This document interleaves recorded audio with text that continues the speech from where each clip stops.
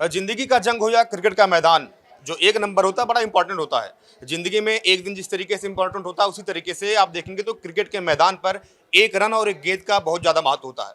और कल कुछ इसी तरीके से घटित होता है जब दिल्ली और गुजरात की टीम आमने सामने थी।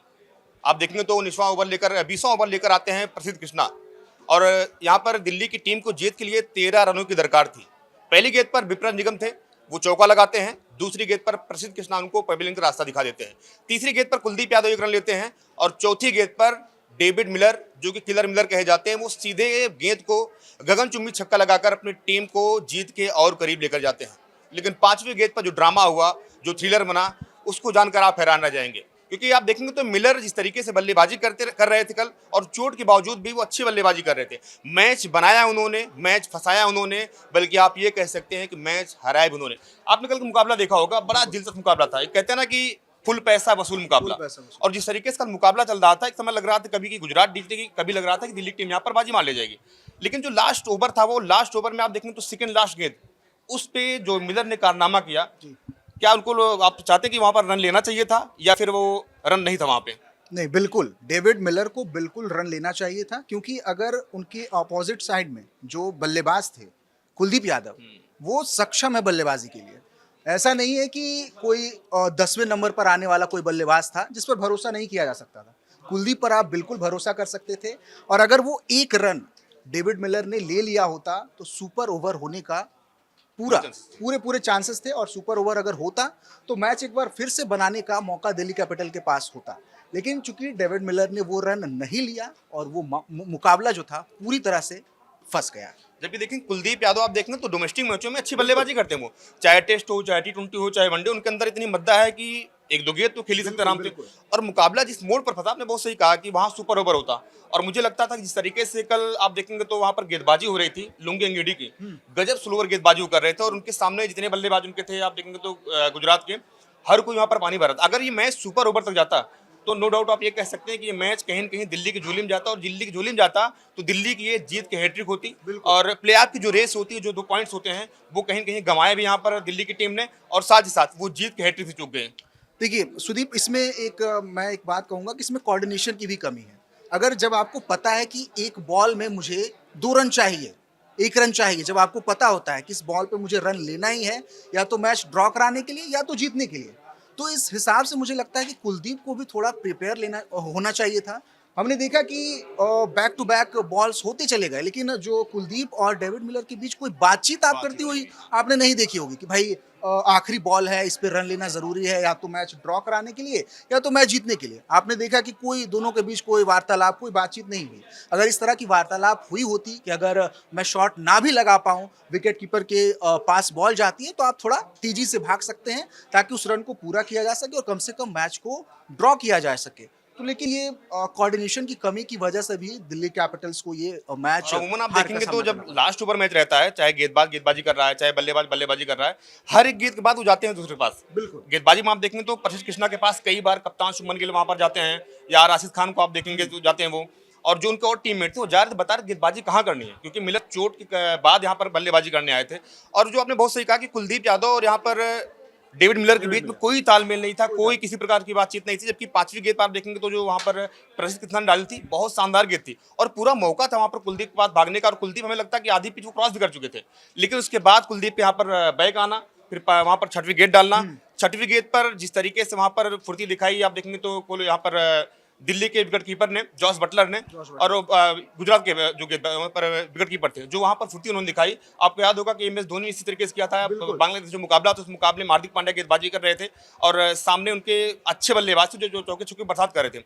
लेकिन उस मुकाबले में क्या होता कि MS धोनी ने अपना ग्लव्स निकाला और वो गेंद पकड़ते और सीधे थ्रो करते हैं। कल कहीं न कहीं वही कारनामा यहाँ पर जॉस बटलर ने अपनी टीम को कर दिखाया, जो ये बैक टू बैक मुकाबले हार रहे थे, ये भी वहां पर जीत का स्वाद चखते हैं।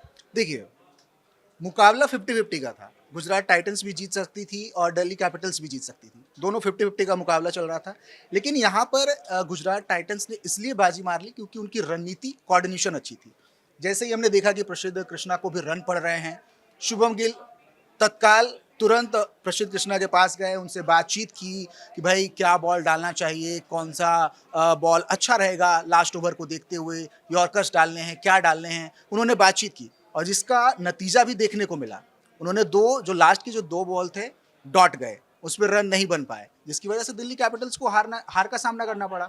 और चूंकि गुजरात टाइटंस को भी पता था कि अगर इस बॉल पर रन जाते हैं तो मैच या तो ड्रॉ हो जाएगा या तो दिल्ली कैपिटल्स ये मुकाबला जीत जाएगी। और इसी को देखते हुए जॉस बटलर भी तैयार थे, उन्होंने भी पूरी तैयारी, जैसे आपने कहा कि जैसे धोनी तैयार रहते थे विकेट कीपिंग के पीछे कि भाई बॉल जैसे आएगा स्टंप पे मारना है, जॉस बटलर भी तैयार थे और जॉस बटलर ने भी वही किया। कुलदीप पहुंच नहीं पाए विकेट तक और जॉस बटलर ने हिट मार दिया, जिसकी वजह से वो रन आउट हो गया। लेकिन बिल्कुल आप देखें तो हारना ये जो मुकाबला था, स्टार्टिंग में आप देखें तो बल्लेबाजी बड़ी शानदार हुई थी। बिल्कुल जिस तरीके से केएल राहुल ने और पथुन संका ने रन बनाए थे, पावर प्ले का पूरा अच्छी तरीके से उन्होंने इस्तेमाल किया था।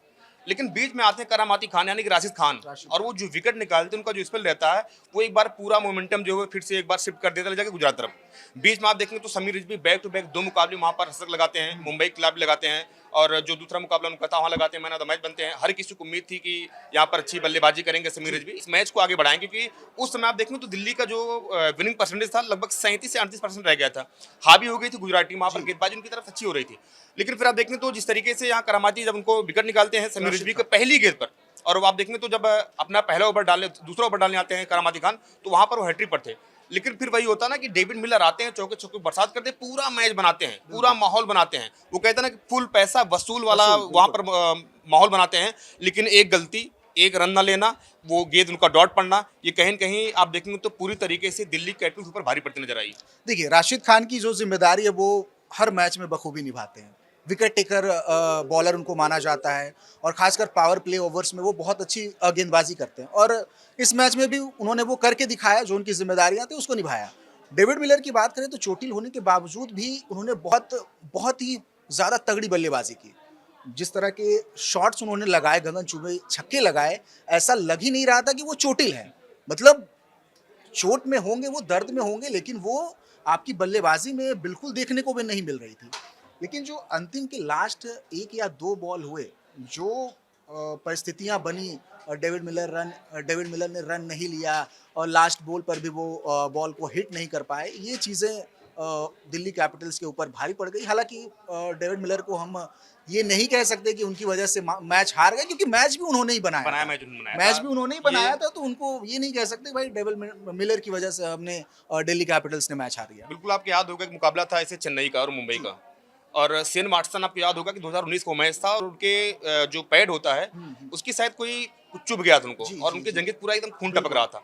उसके बावजूद भी शेन वाटसन ने अच्छी बल्लेबाजी करी थी, अपनी टीम को जिताया था, और इस बात का खुलासा आप देखेंगे तो मैच के बाद हुआ था। अब एक हमें याद है कि किसी पॉडकास्ट में इस बात खुला था, राइडून किया था कि उस चोट को, उस दर्द को भुलाकर चेन्नई सुपर किंग्स किस तरीके जीते, उस लिए आगे बढ़ रहे, तो कहीं मिलर ने कल वही कारनामा किया था। अच्छा, क्या आपको लगता है कि जब 19 ओवर मैच गया, ये एक तरफ तो दिल्ली थी मजबूत स्थिति, क्योंकि लास्ट के 2 ओवर में हमें लग रहा कि लगभग 36 रन चाहिए थे, 23 रन सिराज कोबन पड़ गए थे, 13 रन डिफेंड करनी थी गुजरात टाइटंस को, गेंद जाती है प्रसिद्ध कृष्णा के हाथ में, और यहाँ पर आप देखेंगे तो शुभमन गिल ने अच्छी कप्तानी भी करी थी। अमूमन आप देखेंगे तो क्या होता है कि प्रसिद्ध कृष्णा जो है वो सब्स्टिट्यूट रूप में आते हैं और उनको लगभग 12वां या 13वां ओवर दिया जाता है। कल यहाँ पर ओवर भी जल्दी दिया गया था। प्रसिद्ध कृष्णा आप देखेंगे तो लगभग पावर प्ले खत्म होता है, 7वां ओवर वहां पर प्रसिद्ध कृष्णा को दिया जाता है, और जब 2 ओवर में 36 रन चाहिए थे, विकेट्स इनके पास बचे नहीं थे। विप्र निगम कभी कल खेलने वाले उनके पास बल्लेबाज हैं, तो वो बल्लेबाजी कर भी नहीं सकते, स्पिनर की भूमिका निभाते अपनी टीम में वो। लेकिन विप्र निगम जब पहली गेंद पर चौका लगाते हैं तो शायद वहां उम्मीद बनती है कि मैच जो है अब दिल्ली के पाले में चला गया। दूसरी गेंद में जब देखेंगे आप विप्र निगम का विकेट जाता है, कुलदीप यादव बल्लेबाजी करने आते हैं, तो मेरे मन में था एक सवाल कि यार यहाँ पर 6 लगाना जाएंगे मिलर, इसमें कोई डाउट नहीं है।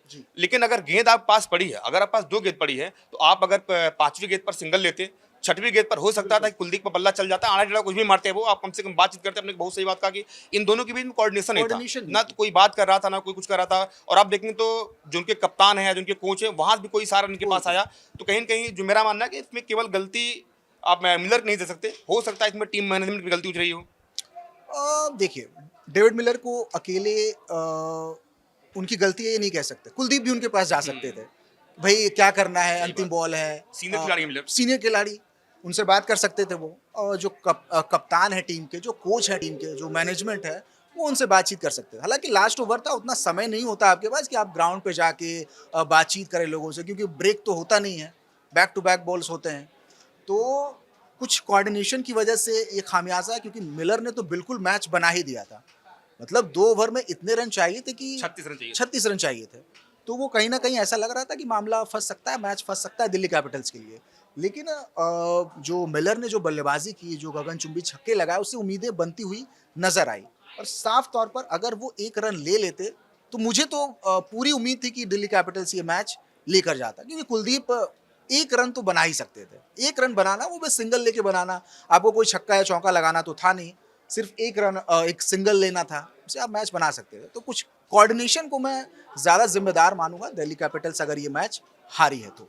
बिल्कुल सही कहा आपने। आपके क्यों देखें, आप तो जो बात गई वो दौर गया और हो सकता है इस बातों को भुलाकर डेविड मिलर आगे बढ़े, दिल्ली कैपिटल्स टीम आगे बढ़े। फिलहाल आपको क्या लगता है कि इसमें गलती किसकी रही, डेविड मिलर की या फिर उनसे बात ना कर पाना कुलदीप यादव गलती रही या फिर टीम कोऑर्डिनेशन गलती रही? प्लीज हमें कमेंट बॉक्स में जरूर बताइएगा।